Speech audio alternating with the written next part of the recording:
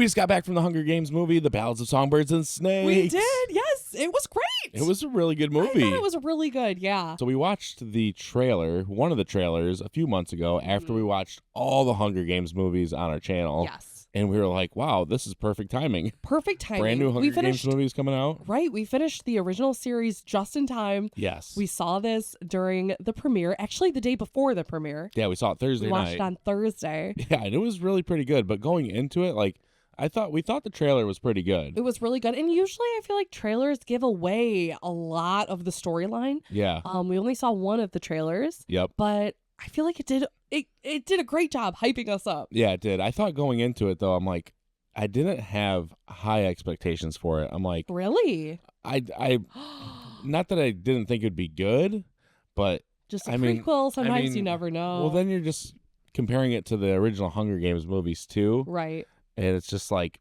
I don't know. Sometimes it's just it doesn't work out. But I was really surprised how good it was. It was great. The director did a fantastic job. Yeah. I only read the first part of the book. I didn't finish it in time before we saw it at the premiere. Yeah. But what I did read, the movie stayed pretty true to the book, of what I read so far. But of course, the book has a lot more details. Yeah. But it was a great story. Okay, so spoiler alert: this video is a true review, and we're going into details. We're going into details, and there's gonna be spoilers. So if you haven't seen it yet, go watch the movie and come back to this video. Yes. All right, so let's get into it. Okay, so this is definitely President Snow's villain story. No, yeah, but it's Villain weird story. because in the beginning you kind of like him. You're kind of like weirdly rooting for him, right? Like you're like you kind of like him. Yeah, you see Coriolanus and his cousin Tigress.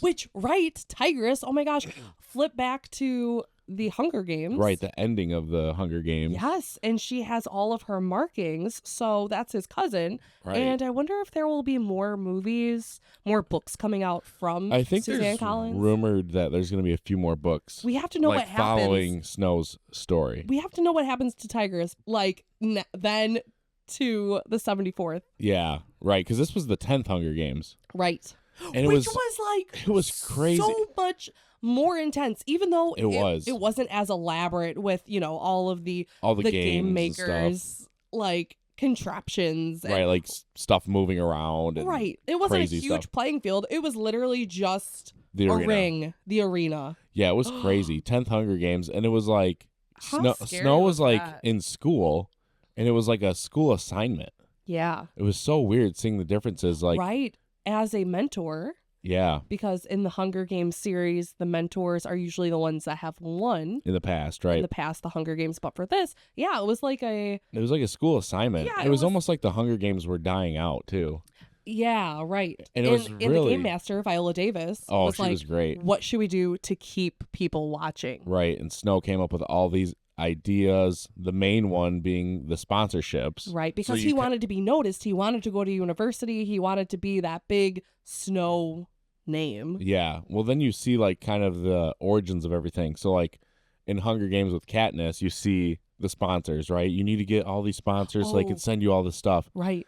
But you see like the origin of that, like Snow just came up with that to get people to watch, to get people to donate. Yeah. And like was not ready at all. Right. Oh my gosh, that moment when he jumps into the den at the zoo and he's like just trying to be a great mentor, but they're trying to like attack him on the train, and he just jumped right in and started to get to know. Yeah, that was interesting too, like the whole zoo thing. Yes.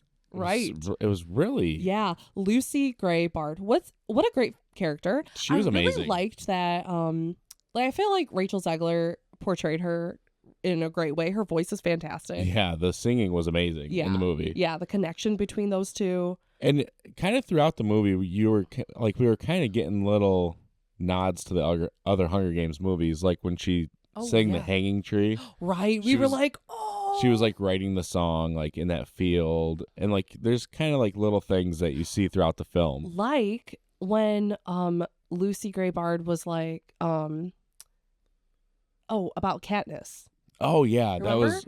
that was really interesting. Yeah, she picked the plant and she was like, I like to sometimes call this Katniss. We're like, Yeah, we're oh. like, is this like Katniss's Right. grandmother And or then we what? were having like speculations at the end. Like, right, how is Lucy Gray Bard related to Katniss? But then I don't know. But then we saw some fan theories that what if Lucy Gray Bard was related to President Coin? Yeah. Like what if President Coin was Lucy Lucy Gray Bard's daughter. right? That's what people were saying.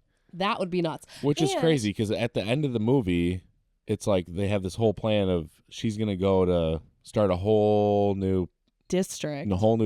District 13. Right, which happens. Which happens, yes. Oh. So maybe that's true. Maybe. Because in the final movie, that's where President Coin is. Yeah. District 13. Yeah. Like, right. we've been preparing for this like for a long time. So I don't know. I don't know. I really hope there's more movies that comes out between this prequel and the main Hunger Games. Yeah, I hope so. It was done really well. I really liked too how the movie was sectioned off too. Yeah. It was almost like you were reading a book. Like you got the right. Like the title screen, it was like part 1. Uh-huh. And it was like The Mentor. Right. Part 2. And then part 3. Part 3. Now, in the book, of course, there were so much more details. Like, specifically, I remember reading more about how the grandmother was really committed to the Capitol. Oh, and, yeah, like, I remember you saying that. Like, would say the... Like, Die Hard. Yes, like, just so much for it. You didn't really get that in the movie. And you didn't really get that in the movie. You got a little bit of it. She would sing the pledge. Yeah. But that was just in the beginning of the movie. Right. That's all it really was. I know, and there were some other things like that. Like how poor or how hungry Coriolanus and Tyrus were as a family, and how the Snow family really didn't have much. Yeah, you kind It of was more explained in the book, but you got little glimpses. Like you got the part where they were getting evicted. Right. Like they got an eviction notice. But it was quick. Yeah, and then he became a peacekeeper, and he was like on the phone with his cousin, and he's like, "Where are you? Right. Where are you right now? Oh, we got evicted." So like you kind of got little parts of it. Yeah. But not. It wasn't like so. Yeah. So and intense. Then, and then that friend that he made. Oh yeah. That was originally Sejanus, right? That was originally part of the districts. Right. Now it's on the opposite end of it as a mentor. But his family, of course, comes from money. His dad, very wealthy. You could kind of see, like, as the movie progressed, like in the beginning, you're like, oh, Snow's not that bad of a guy. Like, he's trying to help Lucy Gray, like. But then he turns on his friend. Not only that, reports but I think the biggest scene for me, like the biggest turning point, was when he went to go save his friend from the arena. Because remember, his friend was in the arena, like in the middle of the night. He's like, I'm going to show them how bad this is. Like, I'm going to be on camera and get killed and all this stuff. And the game maker, Viola Davis, is like, you need to go get him right now. I'm freezing the cameras. You have 1 hour. Go get him. Yeah. So he goes and gets him. And then as they're running out, like one of the people in the Hunger Games were going to kill him, and he ended up killing him. Right. And that was like a huge turning point, I think. Yes, because he didn't even just hit him so that he would, was able to run away. He really went all out. Killed him. Yeah. And just kept going. Kind of enjoyed it. Yeah. That's what I think was the biggest turning point, where he was like turning evil. Yeah. And then even because he killed 3 people, and he told Lucy that at the end. Oh yeah. And then she was like, what? I only know about 2. Who was the 3rd? And then he tried to cover it up and say, He's like, it was my the past old self. me. Yeah, it's the old me. Which really, the 3rd one was his friend. Right. Because he betrayed knew him. Something was up after he said that. And that's why I think she got nervous, ran away. And then you really saw him like, whoa, he's bad. Where are you? Like, and he's bad. Yeah. And then the very end, he goes and talks to his dad's friend, who was the professor. Oh, right. That was a crazy twist. Right. Like, his dad basically made the Hunger Games happen. Yeah, and the guy wanted it to end. Yeah, his friend. Yes. The professor. Yeah, right. So Snow's dad was pretty much the originator of the Hunger Games. Right. Which is crazy. That's crazy. And then to flip back, like at the very end of the movie, I thought that because they showed Coriolanus and just like his blue eyes and his face, I thought it would do like a quick flip to President Snow. Oh, at the very end of the whole thing. Yes. Yeah, that would have been really like cool. an old President Snow. But they did the voice. They did the voice at the very end of the movie, which was cool. That was cool. But at the very end of the movie, we sat there and watched all the credits because thinking there was something else. Because the lights weren't coming back on. So it's like, okay, the lights aren't on. There's going to be a little teaser of something. Yeah. There's not. No. So you don't have to watch the credits. No. If that's what you're wondering. But do stay because we listened to Olivia Rodrigo's brand new song. It was Which was really great. It was good. It fit the movie perfectly. But at the end of her song, it was like, how does it end? It was like, then there's more. Or and then what's next? Oh, yeah. And we thought it would be a scene. We thought it would be right there. Yeah. And it wasn't. It wasn't. So stay for the song, but don't stay for all the credits. That's really great. I'm just trying to think of all the things. Viola Davis really surprised me in this role because usually she plays like more of a nurturing, you know how she's in How to Get Away with Murder. Yeah. And like her many other roles. She was the villain. She was. She was very evil. Remember that snake scene? Oh yeah, the snake scene. That was crazy. Oh, there was a couple of them. Yeah, the one where she like, because Snow had to like write a paper, right? Yep. And his school partner, was like, "Oh, I wrote it all." Clemencia, right? Yeah. And then she threw the school paper in the pit. And then Viola Davis was like, "You need to," or what was her name? Gull. Yeah. Yeah. She was like, "Oh, well, if you did it, your sweat and hard work will rub off on the paper, so you can just grab it and the snakes won't even touch you." Yeah, and then she did it. Clearly didn't write it. Yeah.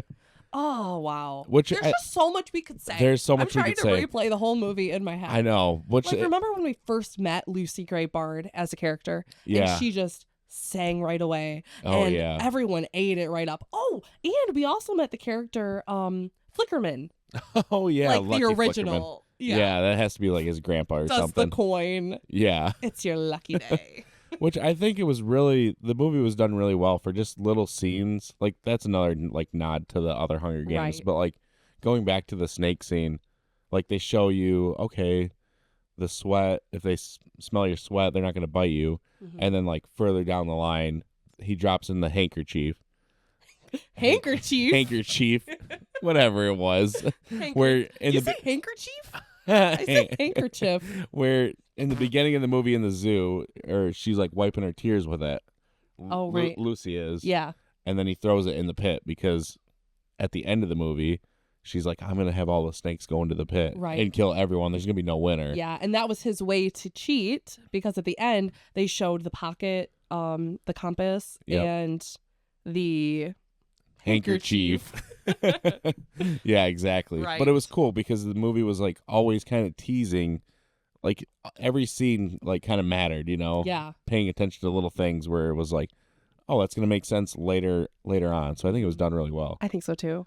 Yeah, I loved definitely go see it. Yes. Definitely go see it. I thought it was fantastic. A great ode to the Hunger Games as a prequel. And hopefully there's some more. Hopefully. I need to keep reading the book. Yeah, I know. I want to finish it now. I know. I want to start reading it. Yes. It was great. It was so good. So thank you so much for watching. Yes. Let us know if you go see it in theaters and what do you think of it? Yeah, let us know in the comments down below. And if it's your first time coming across your channel and checking out one of our videos, please give us a quick subscribe. Hit the notification bell to stay up to date because we come out with videos every single weekend. And we can't wait to talk to you soon. See you soon.